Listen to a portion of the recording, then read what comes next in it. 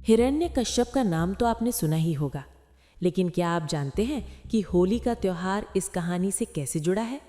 आइए जानते हैं भक्ति, अहंकार और भगवान की लीला की ये अद्भुत कहानी। बहुत समय पहले की बात है। भारत भूमि पर एक शक्तिशाली असुर राजा का राज्य था, जिसका नाम हिरण्यकश्यप था।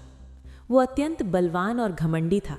उसने कठोर तपस्या करके ऐसा वरदान प्राप्त किया था कि उसे न कोई मनुष्य मार सके, न पशु, न दिन में मरे न रात में, न घर के अंदर मरे न बाहर, न जमीन पर मरे न आकाश में। इस वरदान के कारण उसे लगने लगा कि वो अमर है और अब वही संसार का सबसे बड़ा देवता है।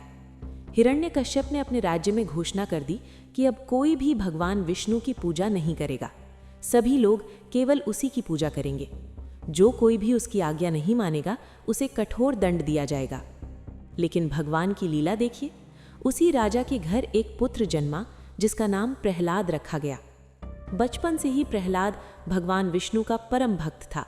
वो हर समय नारायण नारायण का जाप करता रहता था। जैसे जैसे वो बड़ा हुआ, उसकी भक्ति और भी बढ़ती गई। जब हिरण्यकश्यप को पता चला कि उसका पुत्र विष्णु का भक्त है, तो वो बहुत क्रोधित हो गया। उसने प्रहलाद को अपने पास बुलाकर कहा, मैं ही भगवान हूं, तुम मेरी पूजा करो। लेकिन छोटे से बालक प्रहलाद ने शांत स्वर में कहा, पिताजी, भगवान तो केवल विष्णु हैं, मैं उन्हीं की पूजा करूंगा। ये सुनकर हिरण्यकश्यप का क्रोध बढ़ गया। उसने अपने पुत्र को समझाने की बहुत कोशिश की, लेकिन प्रहलाद अपनी भक्ति से नहीं डिगा।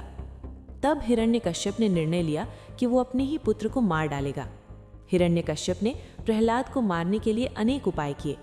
कभी उसे ऊंचे पहाड़ से नीचे फेंक दिया गया, कभी जहरीले सांपों के बीच डाल दिया गया, कभी हाथियों से कुचलवाने की कोशिश की गई।